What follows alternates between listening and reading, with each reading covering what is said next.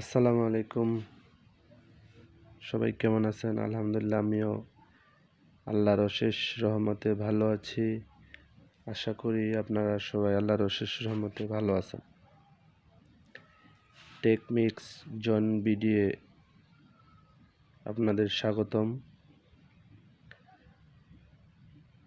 আজকে একটা খুবই জরুরি টপিক নিয়ে এসেছি, যেটা আশা করি আপনাদের সবার কাজে লাগবে। আজকের টপিকটা হচ্ছে ফেসবুক আইডি হ্যাক হয়ে গেলে কি হয়, সেটা তো সবাই জানান। তাই আজ 5টা এমন ট্রিক্স বলবো, যেগুলো করলে কেউ আপনাদের আইডি ছুঁতেও পারবে না।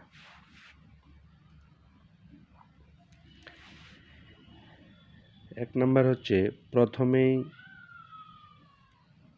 আপনাকে যে কাজটা করতে হবে, প্রথমে সেটিংয়ে যাবেন, সিকিউরিটি অ্যান্ড লগ ইন চাপ দেবেন। সেইখানে 2 ফ্যাক্টর অথেন্টিকেটর অন করে দেবেন। এটা চালু করলে পাসওয়ার্ড ছাড়াও আপনাদের ফোন কোড আসবে। হ্যাকার আর কিছুই করতে পারবে না। 2 নাম্বার টিপস, পাসওয়ার্ডটা একদম স্ট্রং রাখবেন।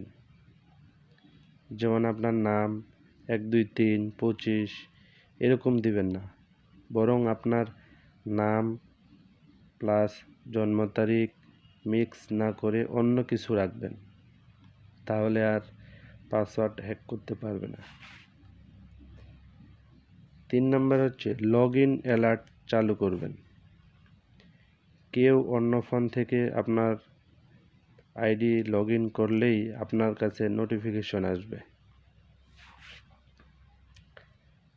4 নাম্বার হচ্ছে, কোনো অচেনা লিঙ্কে ক্লিক করবেন না। আপনার আইডি ব্লক হয়ে গেছে এরকম মেসেজ এলে সরাসরি facebook.com-এ গিয়ে চেক করবেন। কোনো লিঙ্কে ক্লিক করা যাবে না। 5 নাম্বার হচ্ছে, প্রাইভেসি চেক আপ করতে হবে। কারা আপনার ফ্রেন্ড লিস্টে দেখতে পারবে, পোস্ট কারা দেখতে পারবে, সব লক করে দিতে হবে। ভাই, এই 5টা করলে আপনার আইডি আয়রনের মতো সেফ। এখনই গিয়ে করে ফেলেন।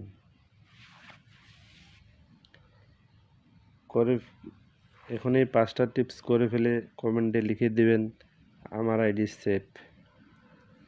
পরের ভিডিওতে আরেকটা ধামাকা টপিক আনবো। ভালো লাগলে সাবস্ক্রাইব, লাইক করে বেল আইকন টিপে দিবেন। আল্লাহ হাফেজ, ভালো থাকবেন। আসসালামু আলাইকুম।